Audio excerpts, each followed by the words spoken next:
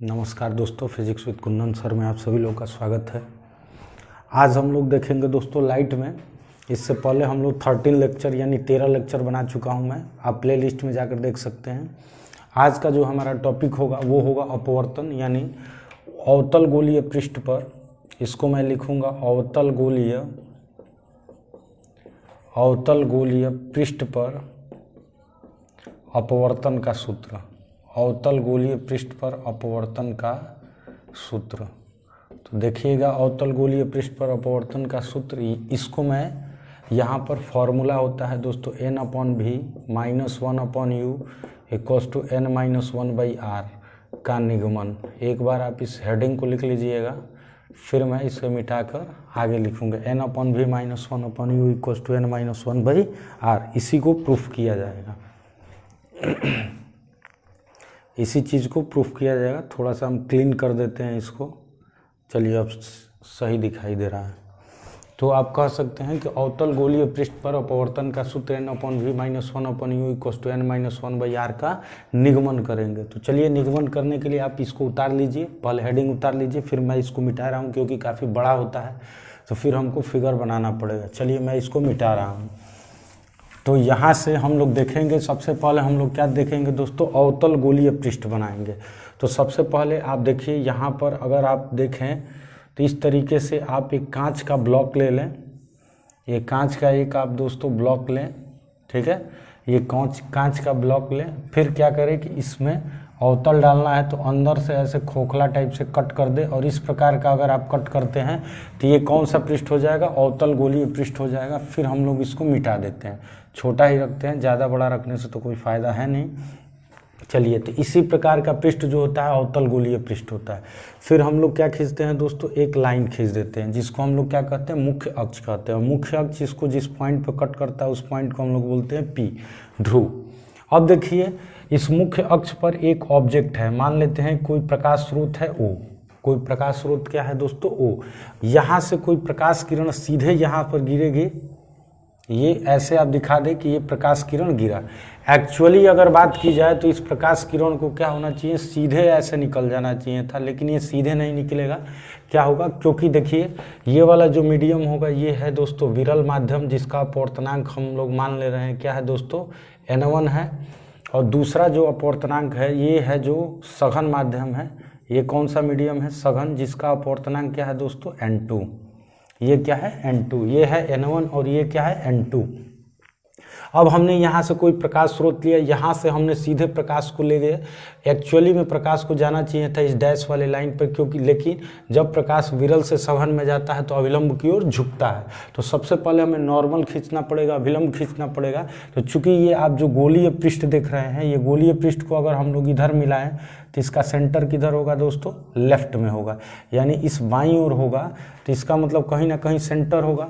और हमेशा ध्यान रखिएगा कि जो खींचा गया अभिलंब होता है उस सदैव इसके सेंटर से पास होता है, यानी केंद्र से पास होता है। तो मान लेते हैं कि इस तरीके से एक हमने ये लाइन खींच दिया, ये वाला हमने एक लाइन खींच दिया दोस्तों, ठीक है।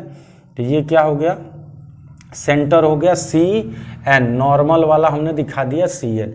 एक्चुअली इस किरण को, प्रकाश किरण को जाना चाहिए था इस डैश वाले लाइन पे। थोड़ा सा मैं नीचे दिखा दे रहा हूँ, थोड़ा ऊपर दिखा है। एक्चुअली में जाना चाहिए था इस डैश वाले लाइन पर, लेकिन प्रकाश जब विरल से सघन में जाएगा तो क्या होता है दोस्तों, अभिलंब की ओर झुक जाता है। अगर आप अपवर्तन वाला टॉपिक नहीं देखें तो आप देख लीजिएगा, जब प्रकाश विरल से सघन में जाता है तो अभिलंब की ओर झुक जाता है। और नॉर्मल कहाँ है दोस्तों, ऊपर। इस तरीके से ये प्रकाश किरण ऊपर की तरफ जाएगी। तो इस तरीके से आप दिखा दें कि ये प्रकाश किरण ऐसे जाएगा, ठीक है। थोड़ा सा ये जो प्रकाश जा रहा है इसी गुटके के अंदर जा रहा है, बाहर नहीं जा रहा है, लेकिन मैं थोड़ा सा फिगर बड़ा होने के लिए मैं बाहर दिखा रहा हूँ, आप ध्यान रखिएगा। अब देखिए, अब ये किरण जो है एक्चुअली में ये डैश वाले लाइन पे ना जाकर थोड़ा सा ऊपर चली जाती है, और फिर हम इसी किरण को पीछे की तरफ मिलाते हैं। तो जिस बिंदु से ये मिलती हुई प्रतीत होती है, वहीं पर इस ऑब्जेक्ट O का, यानी इस प्रकाश स्रोत का इमेज I पर बनता है। तो इतना तो क्लियर हो चुका होगा दोस्तों कि ये ऑब्जेक्ट वो है, यहाँ से प्रकाश किरण गया तो जिस पॉइंट पर जाकर गिरता है, अब हम इसका नाम दे देते हैं, कुछ तो नाम देना पड़ेगा। अब हमने नाम दे दिया A। अब हमने यहाँ से परपेंडिकुलर ड्रॉप कर देते हैं AN। इसका नाम आप दे दे ए एन, नॉर्मल नहीं, नॉर्मल आप दिए हैं एम दीजिए, ए एम, ये एम दे दीजिए, जिसकी हाइट आप मान लीजिए कि एच है। अब हमने मान लिया कि जो वस्तु है, वस्तु पर एंगल क्या बन गया है दोस्तों, अल्फा, यहाँ पर एंगल बन गया है बीटा, और ये वाला एंगल क्या बन गया है, गामा। तो यहाँ बन गया अल्फा, यहाँ बना बीटा, और यहाँ बन गया गामा। यानी वस्तु पर जो यानी यहाँ से जो वस्तु पर एंगल बना है अल्फा, प्रतिबिंब पर एंगल बना है बीटा, और इस पर क्या बना है दोस्तों, गामा। थोड़ा मैं चेक कर ले रहा हूँ चीज़ें क्लियर दिखाई दे रही हैं या नहीं। चलिए, हमको तो लग रहा है कि बिल्कुल ही एकदम क्लीन है। थोड़ा सा हमको बड़ा लिखना पड़ेगा फिगर में ताकि आप समझ सकें। देखिए ये ओ है, ये आई होगा, ये वाला जो है सी है, ये बीटा तो आपको दिख ही रहा होगा, ये है अल्फ़ा, ठीक है, ये बीटा है, ये गामा है, और ये एच हाइट है, और इस पी को आप इधर दिखा दे कि ये पी है, और ये एम है, और ये ए पॉइंट है।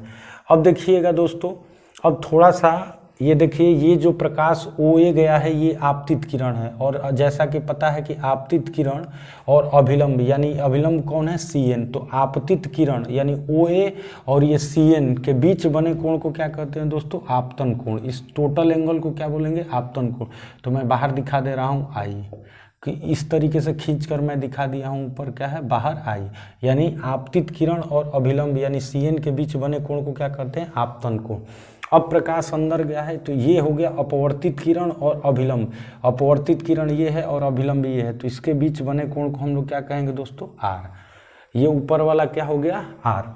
अब देखिए, चूंकि ये जो आप ये वाला लाइन देख रहे हैं, थोड़ा सा कुछ मैं चेंज कर दे रहा हूँ, इसको आप बी लिख लें, ये बी पॉइंट तक गया है। अब ये बताइए, इस ए बी लाइन को ही तो हम डैश में पीछे कन्वर्ट किए हैं, डैश में आकर मिला है कहाँ, आई तक मिला है। तो जब आई पर मिला है तो ये बताइए सी एन, ये सी एन गया, और ये बी वाला लाइन डैश वाली लाइन गई। तो अगर ये आर है तो उस हिसाब से ये भी एंगल क्या होगा दोस्तों, आर होगा, शीर्षाभिमुख कोण से। किससे होगा, शीर्षाभिमुख कोण से आर होगा, क्योंकि ऊपर अगर आर है तो ये भी आर होगा। कैसे होगा, अब बताइए, ये जो ए बी वाली लाइन है इसी को नीचे मिलाया गया है जो आई पर बना है, तो डैश हो गया, डैश वाली लाइन और सी एन के बीच ही आर बना है। तो अगर ये आर है तो ये भी क्या होगा दोस्तों, आर, क्योंकि ये शीर्षाभिमुख कोण है। शीर्षाभिमुख कोण में क्या होते हैं, आमने सामने के एंगल क्या होते हैं, इक्वल होते हैं। इस तरीके से मैंने फिगर आपको डिफाइन कर दिया है। देखिए, फिगर में अगर आपको प्रॉब्लम होती है तो आप एक बार, दो बार, तीन बार थोड़ा इसको बार बार रिवाइज करके देख लें, चीज़ें क्लियर हो जाएंगी, क्योंकि थोड़ा सा फिगर टेढ़ा मेढ़ा बन जाता है। चलिए, अब हम लोग लिखते हैं इसमें, जैसा कि आपको पता है कि ये वाला थोड़ा डिस्टेंस दिखा देते हैं कि यहाँ से सेंटर से जो दूरी होती है आर, ये वाला जो डिस्टेंस होगा ये क्या होगा दोस्तों, भी, और ये वाला डिस्टेंस क्या होगा, ओ, यू, सॉरी, ये होगा यू। तो इस तरीके से पी से लेके सी की दूरी को आर, पी से लेके आई की दूरी को भी, पी से लेके वस्तु की दूरी को यू कहते हैं। तो इस तरीके से ये चीज़ें क्लियर हो चुकी होंगी। अब देखिएगा, थोड़ा सा ध्यान दीजिएगा, अब लिखेंगे चित्रानुसार। बात ये रही कि चित्रानुसार हम लोग इसलिए लिख देते हैं कि फिगर में सारी चीज़ दिखाई है। अगर आपको मानना है तो मान लीजिए कि अल्फा, बीटा, गामा या किरण कैसे कैसे गया, आप लोग मान कर लिख सकते हैं, या डायरेक्ट सारा चीज़ आपने दिखाया है, सारा फिगर में दिखाया है, चित्रानुसार लिखे, आगे प्रूफ करें, टू द पॉइंट आप लिखने का प्रयास करें। अब देखिए, त्रिभुज ओ ए सी में लिखेंगे, त्रिभुज ओ ए सी में गामा क्या है दोस्तों, वहिष्ठ कोण है। गामा क्या है, वहिष्ठ कोण है। गामा जो है ये वहिष्ठ कोण है। अब बात आती है कि ये वहिष्ठ कोण क्यों है, तो चलिए मैं फिगर बना रहा हूँ, आप देख सकते हैं इस तरीके का कुछ फिगर बना हुआ है। ये है ओ, ये है ए, ये है एंगल क्या, सी। देखिए ओ ए सी, यहाँ पर एंगल क्या बना हुआ है दोस्तों, अल्फा, ये बना हुआ है आई, और यहाँ पर जो एंगल है दोस्तों गामा है, सी वाला पोर्शन गामा है। और जैसा कि आपको पता है कि जब किसी त्रिभुज की एक भुजा को बढ़ा दी जाती है तो जो एंगल बनता है उस एंगल को क्या बोलते हैं, वहिष्ठ कोण। और किसी त्रिभुज में वहिष्ठ कोण जो होता है शेष अंतः अभिमुख कोण के योग के क्या होता है, बराबर। यानी इसलिए गामा इक्वल्स टू क्या हो जाएगा, अल्फा प्लस आई। फिगर में देख लीजिएगा, त्रिभुज ओ ए सी में गामा क्या है, वहिष्ठ कोण है, और गामा इक्वल्स टू क्या होगा, अल्फा प्लस आई, क्योंकि किसी त्रिभुज का वहिष्ठ कोण शेष अंतः अभिमुख कोण के योग के बराबर होता है, यानी gamma equals to alpha plus I. तो इसलिए हम लोग लिखेंगे क्या, gamma equals to alpha plus I. इसलिए आई इक्वल्स टू क्या हो गया दोस्तों, गामा माइनस अल्फा। ये कर दीजिएगा इक्वेशन नंबर 1। हमें आई और आर निकालने हैं। तो चलिए मैं इसको अब मिटा रहा हूँ। अब देखेंगे दूसरे फिगर में अगर देखेंगे तो IAC में गामा क्या है, वही कोण है। तो लिखेंगे त्रिभुज IAC में गामा क्या है दोस्तों, वही कोण है। ये गामा जो है आपका वही कोण है। अब थोड़ा सा चेक कर लेते हैं कैसे बना फिगर। ये डैश वाली लाइन गई है, फिर एक डार्क लाइन आती है, फिर ऐसे लाइन जा रही है एक, ये है I, ये है A, ये है C, यहाँ पर एंगल बना गामा, ये बन गया है गामा, और ये वाला एंगल है बीटा, और ये है R है। तो देखिएगा ये गामा इक्वल्स टू क्या हो गया, बीटा प्लस R। तो आप लिख सकते हैं गामा इक्वल्स टू क्या हो गया, बीटा प्लस R, यानी IAC में गामा क्या है, वही कोण है। गामा इक्वल्स टू होगा बीटा प्लस R, जो कि फिगर में दिखाया गया। तो लिख सकते हैं चूंकि गामा इक्वल्स टू क्या हो जाएगा दोस्तों, बीटा प्लस R। तो अब देखिए यहाँ से हम लोग R निकाल सकते हैं, इसलिए R इक्वल्स टू क्या हो जाएगा, gamma minus beta. Equation number क्या हो गया, 2। यहाँ से तक हमने I और R निकाल चुके हैं। अब देखिए दोस्तों, अब हम लोग क्या करेंगे, चूंकि जैसा कि आपको पता है कि स्नेल रूल वहीं पर लागू होता है जहाँ पर दो मीडियम अलग अलग हो। तो आपको दिखाई दे रहा होगा कि एक मीडियम विरल है जिसका अपवर्तनांक N1 है, दूसरा मीडियम ये सघन है जिसका अपवर्तनांक क्या है, N2 है। ये दो अलग अलग मीडियम्स हैं, और जब मीडियम अलग अलग होते हैं, माध्यम अलग होते हैं, तो वहाँ स्नेल का रूल लगता है। तो लिखेंगे स्नेल के नियम से, स्नेल के नियम से। देखिए स्नेल का रूल क्या कहता है जी, पहला मीडियम क्या है, N1 है, तो रख दीजिए N1, और क्या बन रहा है, आपतन कोण क्या बना है, I बना है, तो sine I equals to I लिख लें, साइन I। अब देखिए जब दूसरे मीडियम में जा रहे हैं तो अपवर्तनांक क्या है, N2 क्या हो जाएगा, साइन R। अंदर वाले में क्या बन रहा है दोस्तों, साइन R बन रहा है, तो बना दीजिए साइन R। तो N1 sign I equals to क्या हो गया, N2 साइन R हो गया। ये क्या होता है आपका स्नेल का नियम होता है कि पहले मीडियम फिर आपतन कोण में साइन लगा दीजिए, गुणा कीजिए दूसरा मीडियम का अपवर्तनांक, और साइन में R लगा के मल्टीपल करके दोनों को बराबर कीजिए। अब लिखेंगे छोटे कोण के लिए, जब एंगल छोटा हो तो लिखेंगे छोटे कोण के लिए, यानी जब एंगल काफ़ी छोटा होता है तो हम लोग साइन थीटा को लिख देते हैं क्या दोस्तों, थीटा। तो ये बताइए कि जब एंगल छोटे कोण के लिए साइन थीटा को क्या लिख देंगे, थीटा। इसलिए ये बताइए उस हिसाब से साइन I को क्या लिखेंगे दोस्तों, I इक्वल्स टू N2, और साइन R को क्या लिख देंगे, R। तो N1 I इक्वल्स टू क्या हो गया, N2 R। ये इक्वेशन क्या हो गया, 3। अब देखिए यहाँ से I और R का मान हम लोग निकाल चुके हैं, यहाँ I और R। तो रखेंगे, लिखेंगे समीकरण 3 में I व R का मान रखने पर, I व R का मान रखने पर, तो जब आप इसकी वैल्यू को पुट करोगे तो देखिए N1 I का मान क्या है दोस्तों, गामा माइनस अल्फा, तो लिख लीजिएगा गामा माइनस अल्फा, और N2 R का मतलब क्या होता है, गामा माइनस बीटा। तो देखिए N1 gamma minus N1 alpha equals to N2 gamma minus N2 beta. अब देखिए गामा वाले सेक्शन को एक तरफ लाएं आप, या इसको देख लेते हैं दोस्तों, ये चलिए गामा वाले को एक तरफ लाते हैं। N1 गामा माइनस N2 क्या हो गया, गामा, और अल्फ़ा को इधर ले जाएं, तो N1 अल्फ़ा, और ये तो माइनस है ना N2 बीटा। देखिएगा तो N1 gamma minus N2 gamma equals to N1 alpha minus क्या हो गया, N2 बीटा। अब यहाँ से देख रहे हो गामा कॉमन दिख रहा है, तो कॉमन कीजिए, इसलिए गामा इक्वल्स टू इस तरीके से मैं बना दे रहा हूँ, थोड़ा सा बड़ा जाता है। तो गामा इक्वल्स टू क्या हो जाएगा, इसलिए गामा इक्वल्स टू क्या होगा, gamma N1 minus N2 equals to क्या हो गया, N1 alpha minus N2 beta. देखिए तो इस तरीके से हम लोग कह सकते हैं कि, या आप ऐसे ले लें कि N1 alpha minus N2 beta equals to N1 minus N2 into क्या हो गया दोस्तों, गामा। ये हो गया इक्वेशन नंबर आपका 4। तो ये समीकरण 4 हो चुका है, यानी हमने जो I और R माना था उसको कन्वर्ट कर दिया है किस में, अल्फ़ा बीटा गामा, और N1 N2 में हम लोग कन्वर्ट कर चुके हैं। यानी अब हम लोग यहाँ से देखेंगे दोस्तों, यहाँ से हम लोग, चलिए ठीक है, हम लोग यहाँ से कन्वर्ट करने का प्रयास करेंगे थोड़ा सा आगे। अब थोड़ा सा एक बार देख लीजिए, इसमें उतार लीजिए, फिर मैं आगे बढ़ रहा हूँ क्योंकि मिटाना पड़ेगा हमको। चलिए दोस्तों, मैं मिटा दे रहा हूँ इसको, लेफ्ट में मैं मिटा रहा हूँ, या आप कह सकते हैं चलिए यहाँ से ही मैं लिख रहा हूँ, यहाँ ही मैं लिख रहा हूँ ऐसे। अब देखिए, चूंकि हम मानेंगे कि जो ये गोलीय पृष्ठ है, इस गोलीय पृष्ठ का द्वारक क्या है जी दोस्तों, अत्यंत छोटा है। तो जब द्वारक छोटा होगा तो ए कहाँ शिफ्ट होगा दोस्तों, पी की तरफ। जैसे जैसे ए पास आएगा, एम कहाँ जाएगा, पी की तरफ शिफ्ट होने लगेगा। यानी द्वारक जब छोटा होता है तो ये कहाँ जाता है, नीचे।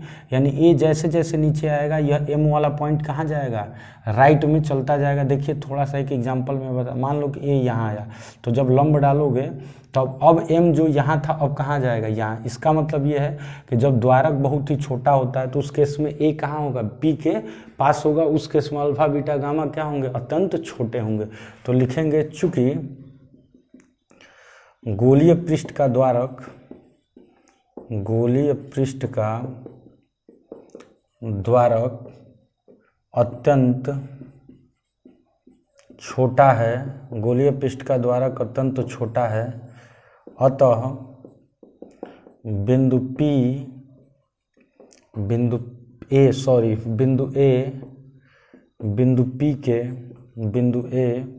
पी के अत्यंत निकट होगा, अत्यंत निकट होगा।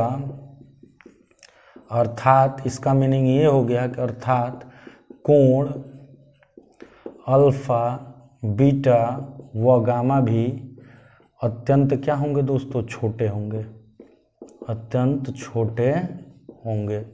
यानी जब द्वारक छोटा होगा तो ए पी के पास होगा। उस केस में जब ए पी के पास होगा तो ये जितना नीचे आएगा, ये अल्फा बीटा गामा उतना ही क्या होंगे, छोटे होते जाएंगे। और जैसा कि आपको पता है कि जब एंगल काफ़ी छोटा हो, एंगल काफ़ी छोटा होता है तो हम अल्फा को, टैन अल्फा को अल्फा लिख सकते हैं, टैन बीटा को बीटा लिख सकते हैं और टैन गामा को गामा लिख सकते हैं। जैसे छोटे कोण को लो साइन थीटा को थीटा लिख सकते हैं, वैसे ही हम जब एंगल छोटा होता है तो टैन अल्फा को अल्फा, टैन बीटा को बीटा और टैन गामा को गामा लिख सकते हैं।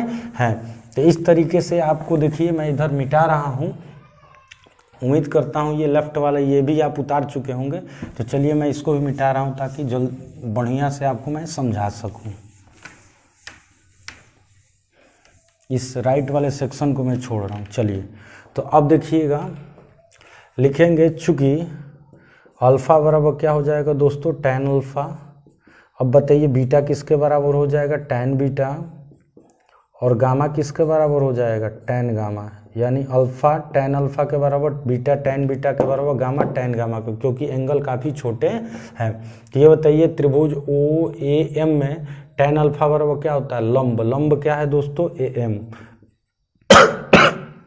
सॉरी ए एम बटे क्या हो जाएगा, लंब बटे क्या होगा, आधार। आधार क्या होगा दोस्तों, ओ एम। अब देखिए ए एम को आप ए एम ही रखें, ओ एम। चूंकि दर्पण का द्वारक जब छोटा है, ये सॉरी गोलीय पृष्ठ का द्वारक छोटा है तो ए क्या होगा, पी के पास होगा। तो एम भी किसके पास होगा, पी के पास। यानी ओ एम लगभग किसके बराबर हो जाएगा दोस्तों, ओ पी के बराबर हो जाएगा।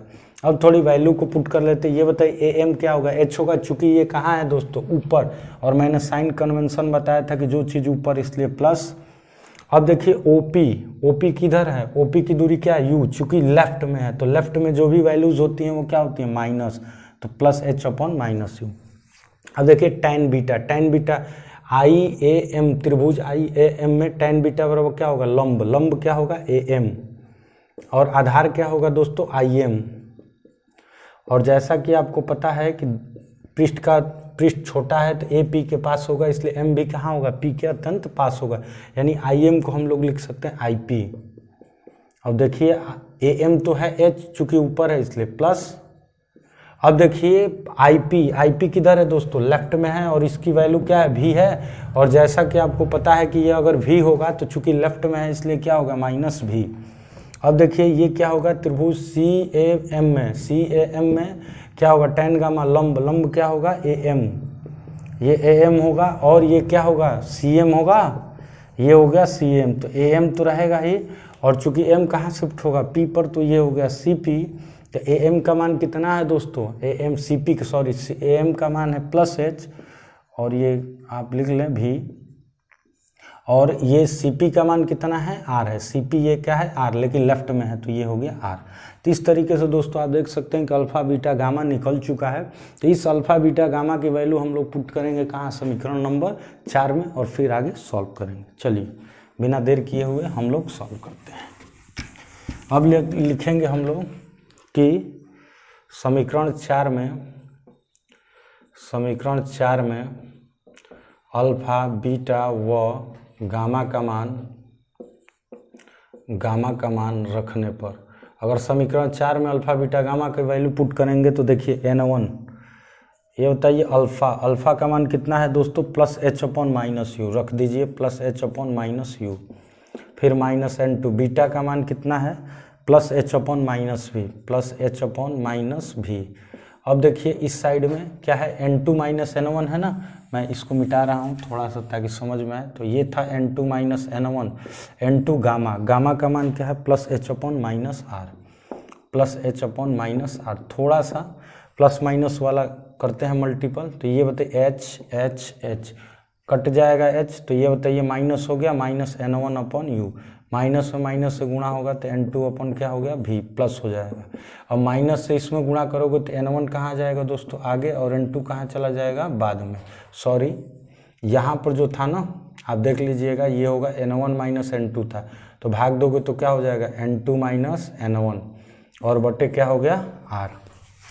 एक स्टेप वहाँ पर ध्यान रखिएगा, ठीक है ना। यहाँ पर जो समीकरण 4 था वहाँ था N1 माइनस N2 गामा था, ठीक है। तो माइनस से जब गुणा करोगे तो N2 आ जाएगा आगे, और ये हो जाएगा। तो अब देखिए लिखिए, इसलिए N2 upon V minus N1 upon U equals to N2 minus N1 by R. तो देखिए दोस्तों, गोलीय पृष्ठ, अवतल गोलीय पृष्ठ के लिए अपवर्तन का सूत्र आ चुका है, जो कि समीकरण 5 है, N2 upon V minus N1 upon U equals to N2 minus N1 by are.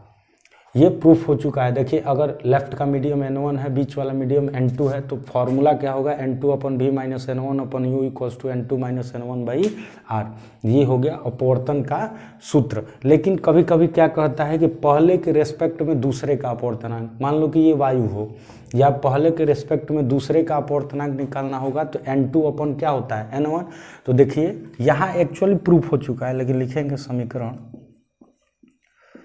5 में N1 से भाग देने पर, किससे भाग दोगे दोस्तों, N1 से भाग देने पर। तो अगर आप N1 से भाग दोगे तो क्या हो जाएगा, N2 upon N1 upon V N1 upon N1 upon U equals to N2 upon N1 minus N1 upon N1 by R. देखिए इसमें अलग अलग मैंने डिवाइड किया, N2 अपॉन N1 और N1 अपॉन N1। और जैसा कि आपको पता है कि N2 अपॉन N1 को क्या लिख सकते हैं कि पहले के सापेक्ष दूसरे का अपवर्तनांक, यानी मैंने अपवर्तनांक में बताया था किसके, वायु कहाँ, प्रकाश किससे जा रहा है, पहले से कहाँ जा रहा है, दूसरे। तो पहले के सापेक्ष किसका होगा, दूसरे का अपवर्तनांक, यानी 1N2 इक्वल्स टू क्या होगा, N2 अपॉन N1। और इसी को हम लोग लिख देते हैं N, यानी पहले के सापेक्ष यानी विरल के सापेक्ष सघन के अपवर्तनांक को क्या कहेंगे, N, और N किसके बराबर होगा, N2 अपॉन N1। चलिए मैं इसको दिखा दे रहा हूँ। तो N किसके बराबर, N2 अपॉन N1 को क्या लिखेंगे दोस्तों, N अपॉन, इसको लिखेंगे N upon V minus 1 upon U equals to N, इसको N माइनस 1 बाई आर। तो देखिए ये प्रूफ हो गया। ये कौन सा इक्वेशन हो गया, 6। चलिए ये प्रूफ भी हो चुका है। अब मैं इसको मिटा दे रहा हूँ, लेफ्ट वाला आप उतार चुके होंगे, एक बार देख लीजिए, उतार लीजिए। इसका स्क्रीनशॉट लेके भी आप लिख सकते हैं, एक बार समझ लीजिएगा, फिर वीडियो को बार बार भी देखकर आप उतार सकते हैं इन चीज़ों को। अब देखिए दोस्तों, फिगर का कोई काम उम है नहीं, तो इसको मैं मिटा रहा हूँ। अब देखिए लिखेंगे जहाँ n बराबर क्या है, n क्या है, n बराबर क्या है दोस्तों, N2 अपॉन N1।